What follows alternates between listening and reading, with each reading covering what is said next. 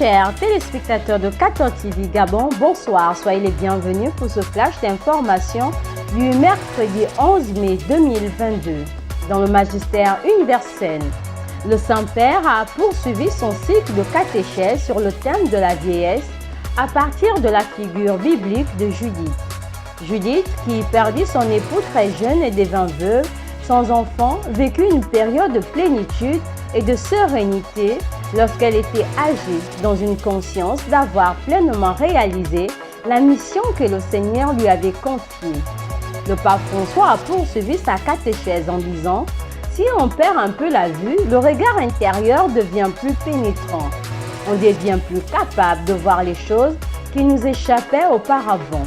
Ainsi, la vie de nos communautés doit savoir profiter des talents et des charismes de tant de personnes âgées, déjà retraitées sur les papiers officiels, mais qui sont une richesse à exploiter.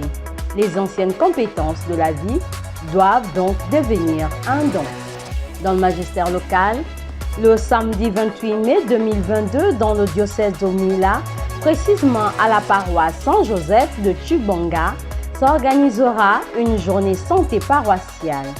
Nos reporters ont tendu le micro à l'abbé Léon Bawenda, curé de la dite paroisse. Nous travaillons sur le social, nous travaillons également sur le spirituel. Nous travaillons sur les deux aspects. Le côté social, c'est Caritas par exemple, qui visite les malades et qui essaie d'apporter un renfort aux malades et aux personnes nécessiteuses.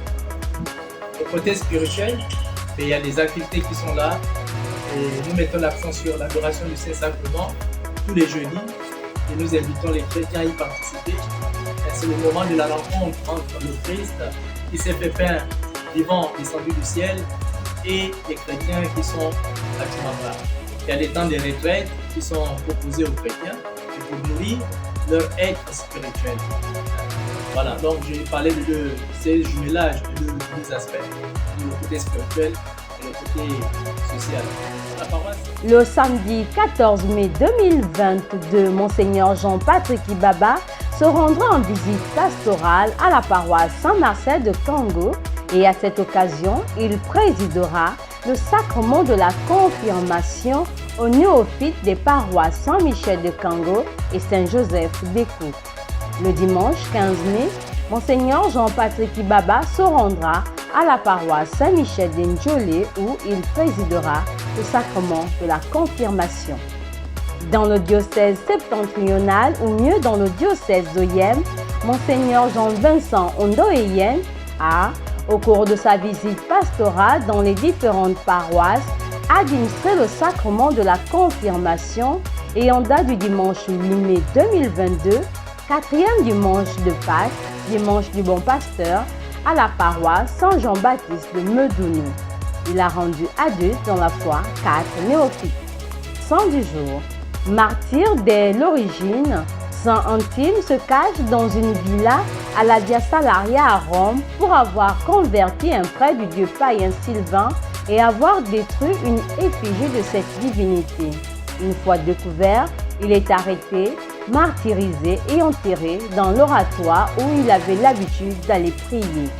Bonne fête à tous ceux qui se prénomment Antime. Très chers téléspectateurs de 14 TV Gabon, c'est ainsi que se referme le flash d'information de ce mercredi 11 mai 2022. Nous vous remercions de l'avoir regardé. En route pour les 200 ans de notre Église, gardons la foi, l'espérance et la charité.